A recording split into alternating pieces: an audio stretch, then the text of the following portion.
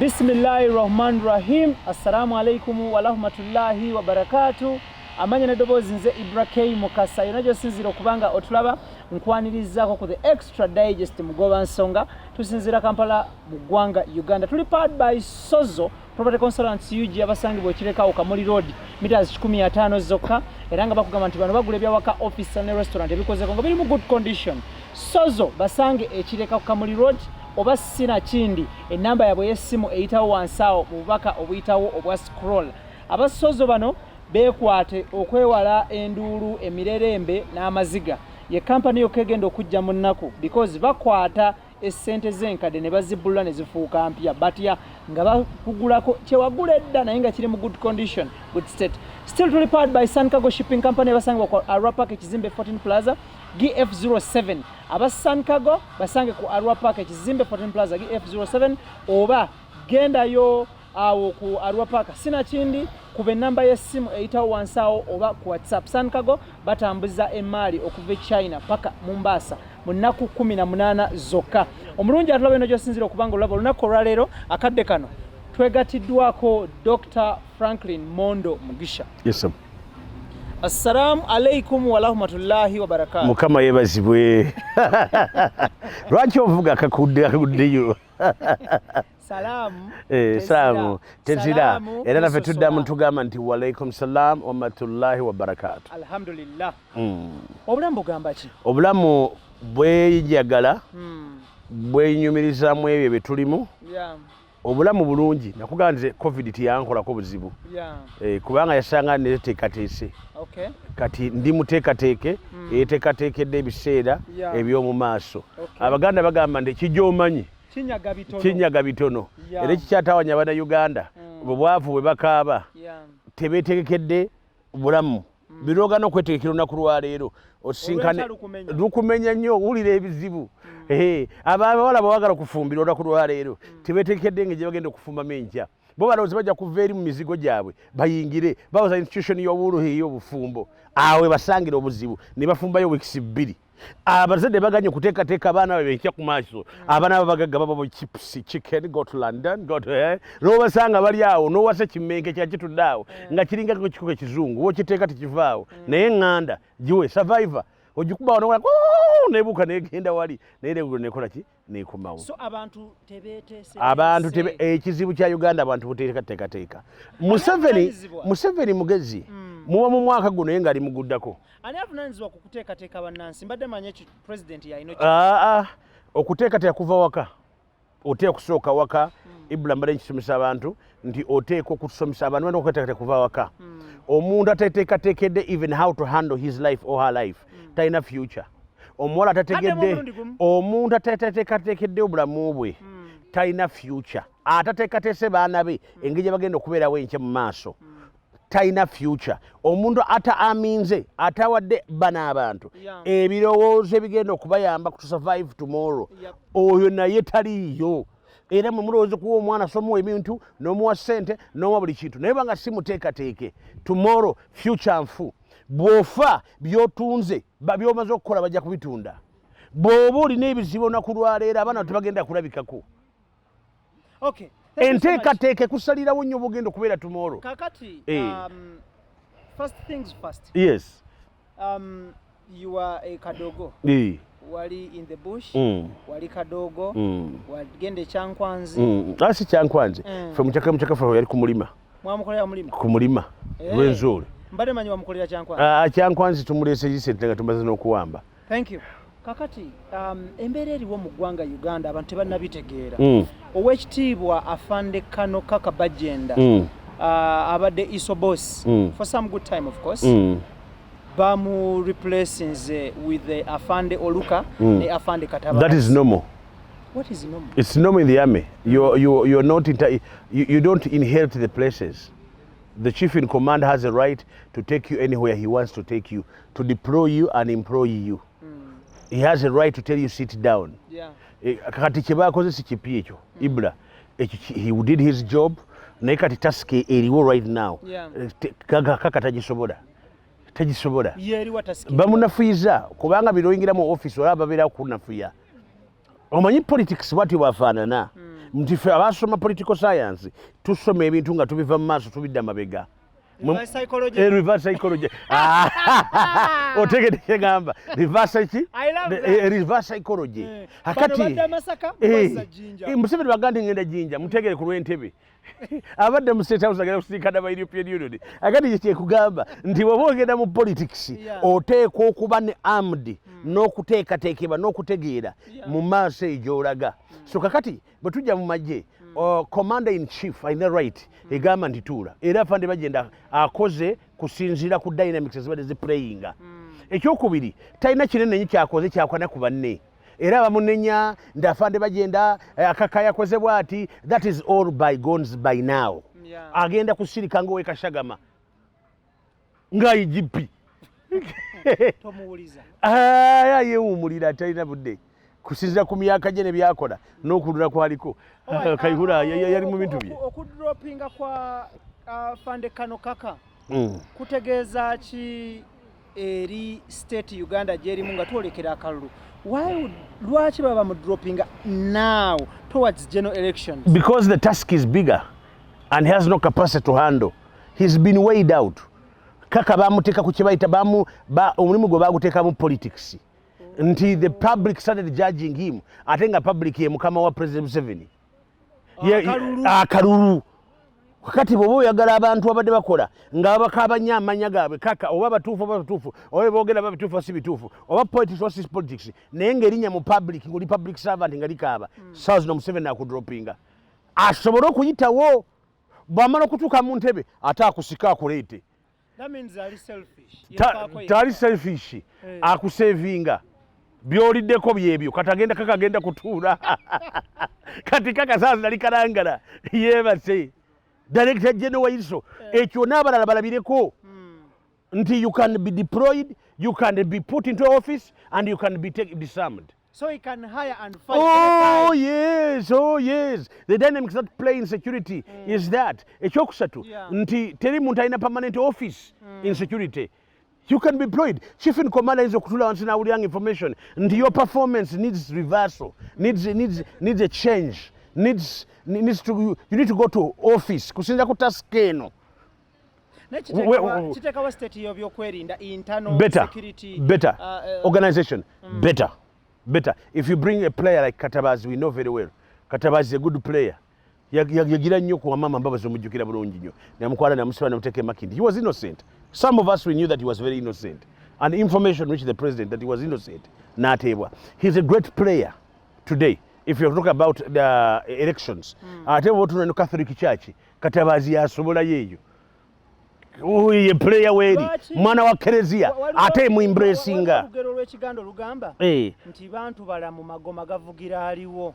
Olwaleero kati muli mu kususu afande Katabazi afande Oluka simumanyi naye artist Katabazi ye mumanyi. When it comes to mobilization in terms of election, he's a strategist. Batula wansi atandika okutunula gyebiraga. Sagala kumwogerako nnyo kuba bamafia bayinza okumunoonya.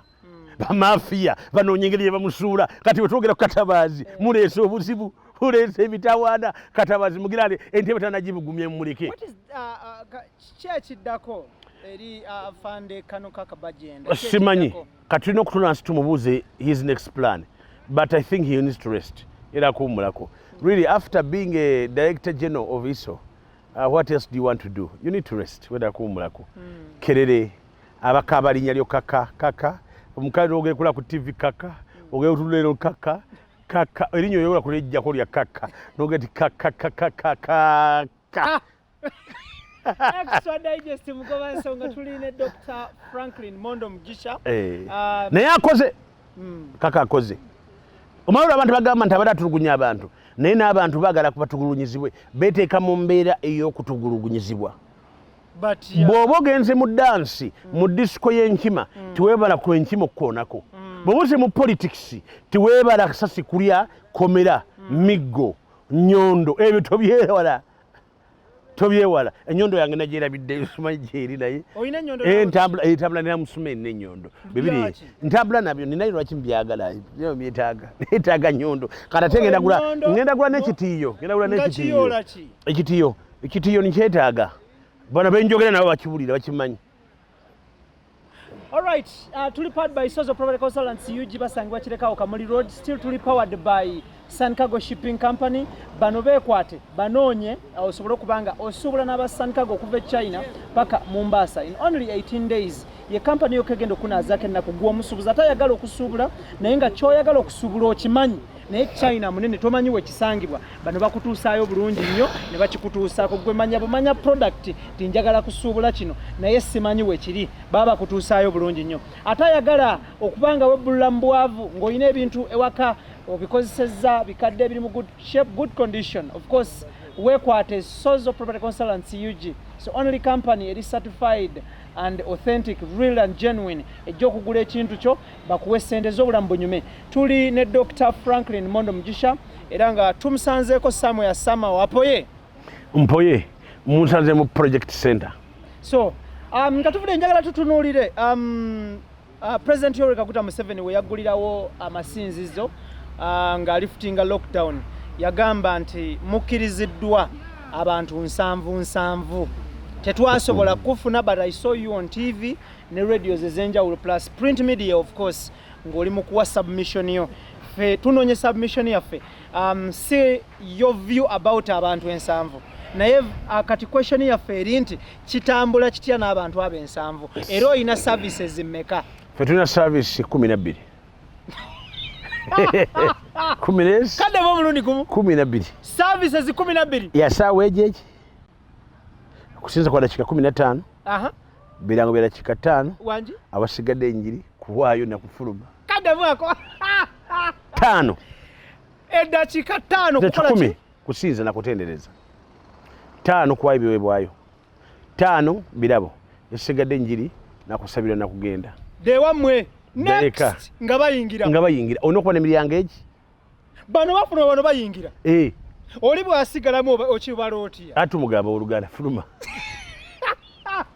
bakisoyire 7 sajja naye kiri easy to bigger churches nti kasita space ebeewe eri ng'emala ndowooza it is okay, it is well, people can pray.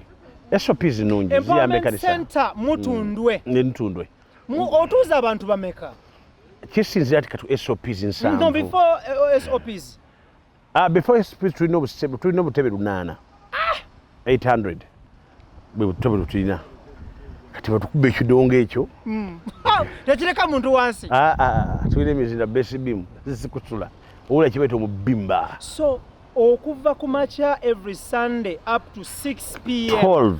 12 services from 6 to 7 7 to 8 8 to 9 9 bwetuti ate tulina n'ekyuma ekifuuyira wabale wakakuka kasigadde mu bbanga kifuuyira bufuzi lwaki services nyingi nnyo abantu people dynamics of people are many and we want them to pray abantu bayala bagala kuwulira Katonda era bagala kuwulira njiri waliwo service mwezo 12 services joyinza okugamba nti ebiweebwayo byeno bitono ku byeri byonna byebimu bonna bebamu teri kinene kiri awo byonna byebimu okuwaayo tekulina kiweebwayo nti kino kinene kino kipya kino kinene byonna biweebwayo gwalina services 12 dokita abatula bali agadde okumanya do you still need the president okwapliftinga nti abantu bajjule ajjewo omuwendo gwa 70 nandikyagadde ate lwaki bonna obasabisa okuva ku makya paka lwaggulu nandiyagadde kubanga nkoowa alina okutuna ku bukoowu bwaffe sinaffe tukoowa kiri okwesa omuntu nga tawummula what do you think akoowa tuli bantu tukoowa so naffe tukoowa n'okoowa yatuwa emirimu kukoowa yatuwa okukoowa naye twakukkiriza titulina okukoowa kuba kikyatuyisibwa. Okay. In terms of revenue kitambula kitya? Revenue tutubali afi ku revenue nga bwe nagamba nti nze church kati financial committee eno kutubuulira waffe tufuna monthly reports siri ku financial committee sisayininga ku check ya church teri latifu wange ali ku check ya church ye governing yokka omulimu gwange kubuulira njiri nakubasabira nakubasumulako amafuta n'omukisa ne bagenda. Ebisigadde it's a committee. Abanga abantu be batudde waka nga basabira waka paka we twafunye omukisa ne tudda mu masinzizo osanze challenge ki? Sina challenge. Bali ndi sabasumba challenge bali ndi sabasumba family 39. Mu lockdown. Mu lockdown. Yeah. Mu lockdown kanisa yaffe you're spending 59 million. There's a person spending 47 million in lockdown. The whole church spent 59 million. Police abantu. Gwomu no spending 47. 47 million. Nga Mugisha family.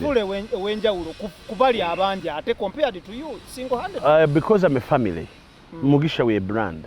The Mondos are brand. So altogether that is a million chikumi n'omusono. Yeah, so but which is okay, which is very fine. For India for tujibalira eno, India for tujibalira eri gye kigwera. How do you account for the 47 million? How do I account for the 47? That's my wife should be asking me that, IBRAH. My wife should be asking me about that 47 million. Yeah. Na hivyo ku Facebook here page yangu Dr. Franklin Mondo Mugisha. You see actually how we used to give out money and food. Yeah. We really felt that this was a time when the church people needed a church, and that's how we went on. We have partners of our ministry, abatuyambako. We thank God for that. But at the same time, we have a conviction as a church. Tulina okuyamba abantu baffe, tulina okuyimira abantu baffe. Ekanisa terina kubanga just etwala butwazi. Ekanisa terina investing back into people, and that's what we are. We are a model. We are a low model in things that we do. We think that you deserve to be heard, to be helped in one another. As much as you help other people, twaga nawe osobola okuba ng'oyambibwa nga otuuse mu kiseera ky'obweyetaavu bwaffe ng'ekkanisa. Oli ku Extra Digest mugoba nsonga nkusaba yonna gy'osinzira okubanga otulaba kindly subscribe. Page yaffe ekyakozesa Wolokoso Extra. Basoso baakuwa meka? Abasozo? Njagala ebintu bya soda babirina? Njabba kubira ku ssimu by the way balabika babirina. Basoso bagambe nti basoso gye muli nedda kumanya oba mulina ebintu bya sola. Njagala ebintu bikozesebwa sola. Okay. Faamu yange nina njala kubeera ku n'ebintu nga bya sola. Na wano ku project njagala. Etudde bugazi ki? Tuli ku 113 acres of land. Ya church ya Mondo Mugisha. Ya Mondo family. Engaba Mondos. Eva we yaji. IBRAH kiriko okubuuza nti bannange bahaguta baavaawo. So tuline Dr.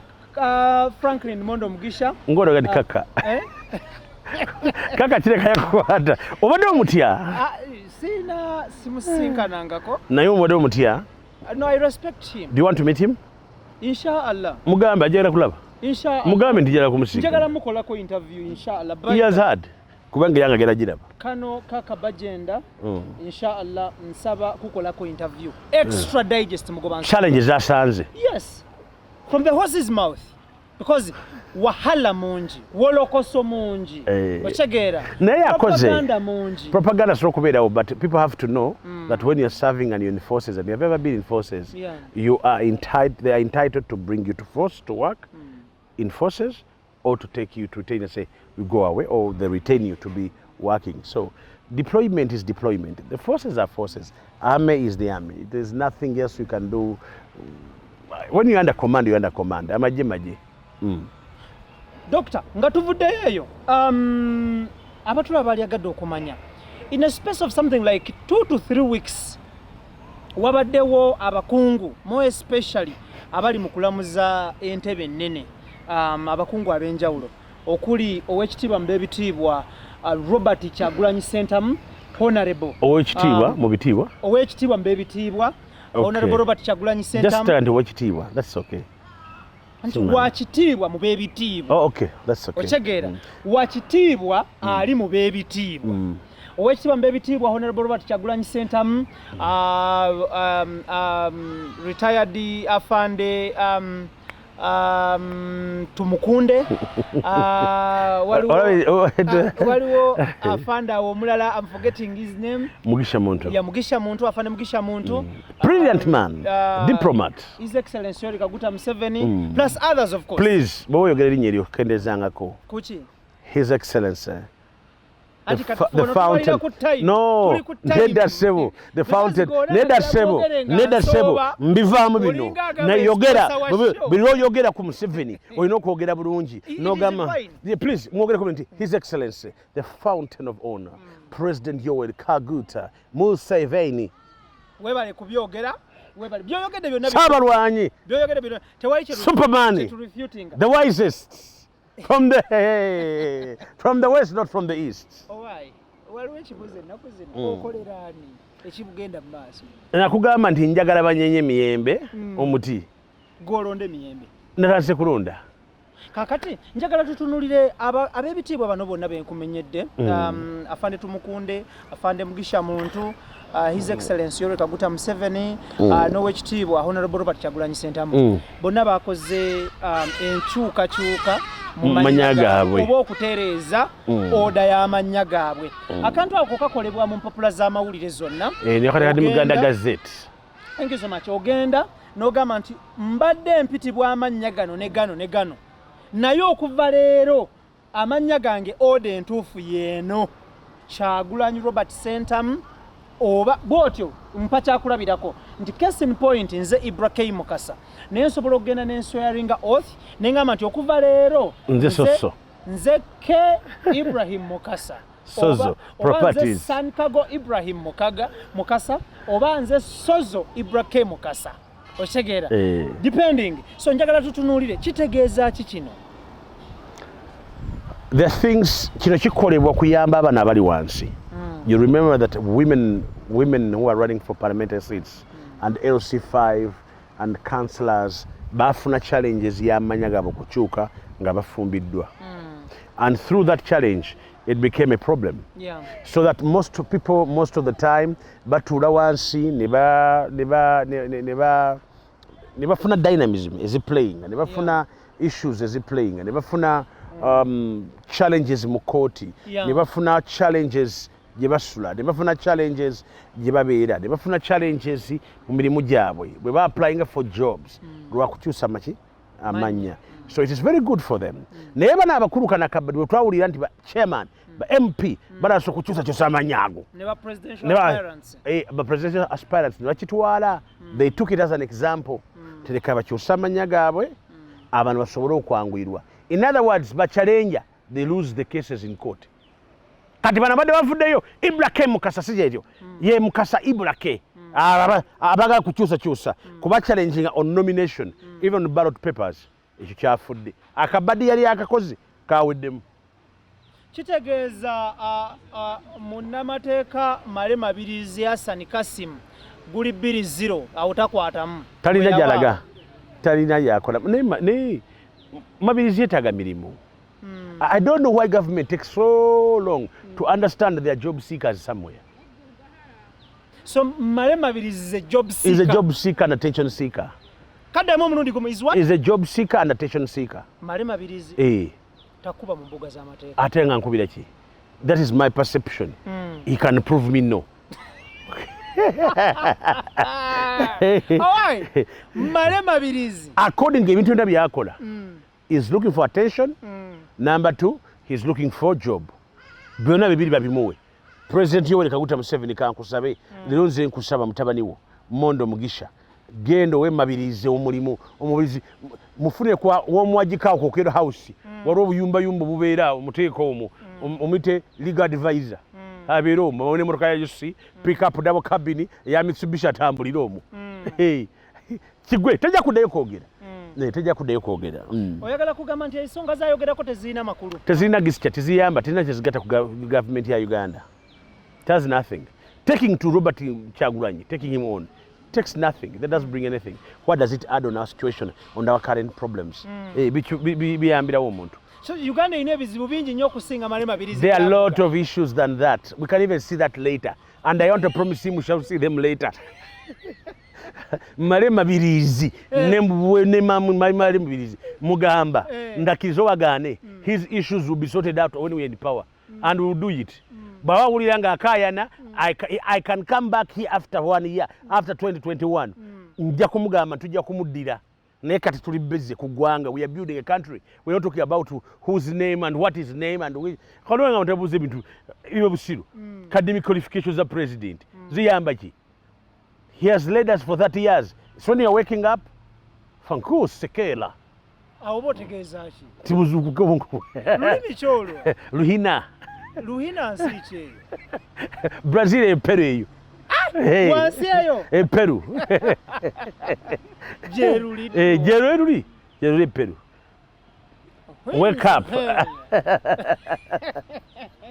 Alright, have you ever met Malema Birizi? I don't have time. Such kind of people, I don't talk to them. Wanji? Sogera kubantu ngabo. I don't have time. Nze njogera nabo abasiba mu makooti banoonya attention. Sanoonya balina ssente, balina ddiiru. Abatabala ebintu. Abatabambala enkofiira nga zide zange. Kati gabakusanga ne Malema Birizi ali buli bwera atudde nga ng'okola muki. Why? A person like me? Kadoja chikuba Birizi. Alright. Is a bona fide citizen of Uganda? Aje tumusabire. Above 18 years of age? Aliko ekisirani kyetakusabira. Yera akakisira. Oli bifini. Bebete bifino bimanyi. Ekindi last year nojja ne bikulema. Ogwo ku bino bijja biveeko. Go and do other work. Malema Birizi ayina ki? Yera akusabira. Yes, sorting. Aje omusabire. Yes. He needs a prayer. Kyetaagisa kyo? Never. Ajja afukamire. Ateeke wansi amaviivi. Tumusabire. He needs help. The things he's presenting, according to me, they are political issues that have nothing to do with the development of the Republic of Uganda. Abantu bafa obwavu, tuleetega nguudo, wala amasomero agali Lwengo gatalina na bintu shelters. Mu kifo ky'okusuinga government for that, otubuulira bino. Tombuulira. President Museveni where Soma Tasomanga, Musarwanya, he has done his job and he has been doing great and he has done a recommendable work for me. Extra Digest Mugobansonga tuli powered by Sozo Property Consultants UG.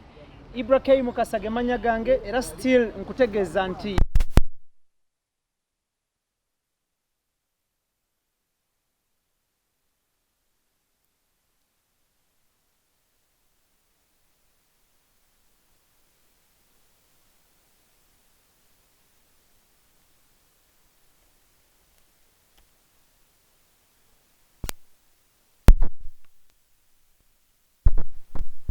mpola jikopolo bakubireko oba bawereze obaka bwa WhatsApp. Tuli ne Dr. Franklin Mondo Mugisha tutunulira embeera eri mu ggwanga n'ebigwa mu COVID wano ne wali nga tuvuddeyo akalulu ka 2020 many people are disgruntled okuva mu bibiina ebyenjawulo, be it NRM, be it FDC, DP, UPC, CP, JEMA, National Unity Platform nebigwa mukoweryo.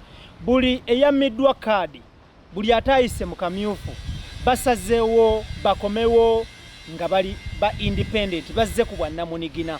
Kino kitegeeza ki mu byobufuzi bwa Uganda era kitutwala wa? Kale kisokera nja kugera ku members ba DP abava waka. Babita ba street kids. Street kid mind. That street kid mind is bad. Yeah. They don't have leadership. I don't even talk about them. Ewamwe bwabera yibizibu ibula ngova makaga kitawo kubanga wali yibizibu. Nedda. Ba neighbor basika omuchere ngogenda wa neighbor tukatugenze kunywa ku muchere. We one neighbor. Abadipi obawuliranga basika omuchere mu nupu ne bagenda. Ekizibu tibera bila kudda. Tovola. Kyagulanyi yasika abantu ba DP. N'abalaga yabakubalufu mu bbanga. Era Kyagulanyi oli musajja yagenda n'asika omucere bagenda okulaba Damboze ogenda okulaba kansala bawunyiriza omucere kati bonna balina amasavu gali nuupu bambadde batambula buli abasinkana mu kkubo muvaawa tuva mu nuupu DNA eraga DP naye emmere eraga nuupu bayika amasavu ati abayimbi batalina kubayimbi bakola musigale mu bidongo byammwe mutuyambe karateke mwakoze kano kafu mwafudde nnyo. Street kid mind, that's not leadership. Yeah. You can't find a muntu NRM ngadde eno. Taliyo. That is what we call a national resistance movement. Our people are qualified and they are ready to lead a country from the LC chairman, from the law person, from the perspective of the person, from LC1, and to inner power, to inner ability. National resistance movement. Njagala nnyo kuwagira Kyagulanyi because he's a young blood. Thank you. Naye he has nothing to offer. Birwatula n'ayogera abayogera bintu ebi bibiri abasajja baluddewo emyaka gigenze abasajja batutte ebintu. I mean, what are you doing yourself? Ebyo byokka by'owulira. Kati ebyo by'owulira ayogera bingi naye ng'ayaba mu kukaaba. Who wants a leader? Who wants a leader who is crying? Twagala solution. I challenge everybody who is watching me in Noop to interpret for me our GDP, our national GDP, convert it into solution, economic solution for Ugandans in this country. I want to say it again. You want me to support you? Interpret for me, because the poverty of Uganda, the problem of Uganda is poverty. If you cannot interpret for me those issues, power, it is none of my business. It's none of my issues. Every Ugandan, how his income can improve. And if Museveni is still giving up the solution, yes, no way, over 30 years.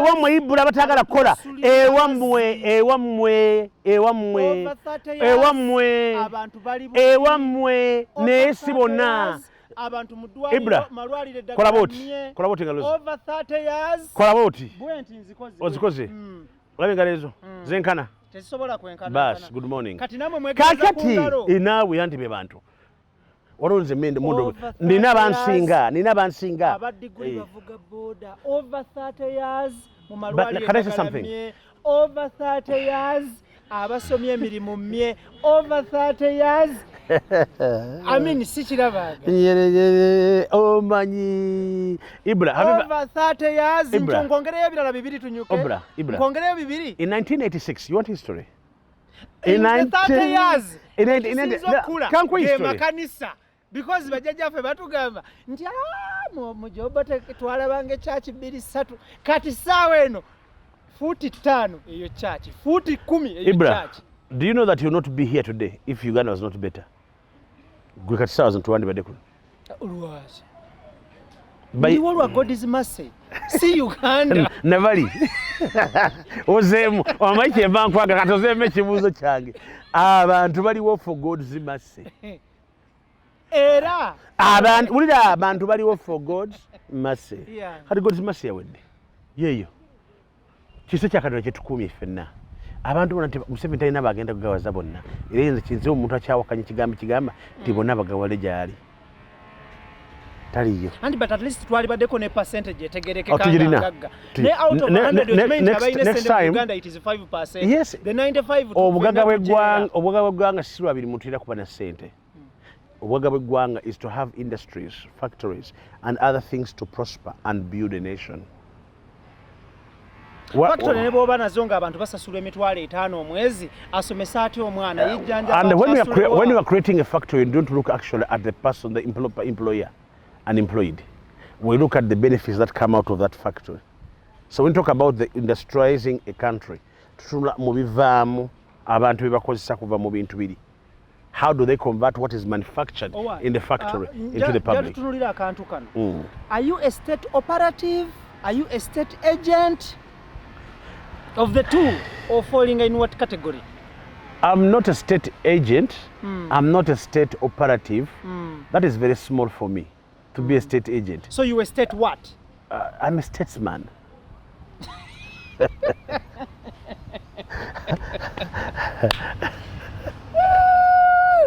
Okolera President Museveni, okolera NRM, okolera. Atolera ku NRM tujogerako. Sijagala. Wanji? Togera ku NRM sijagala. Lwaki? Njagala Museveni.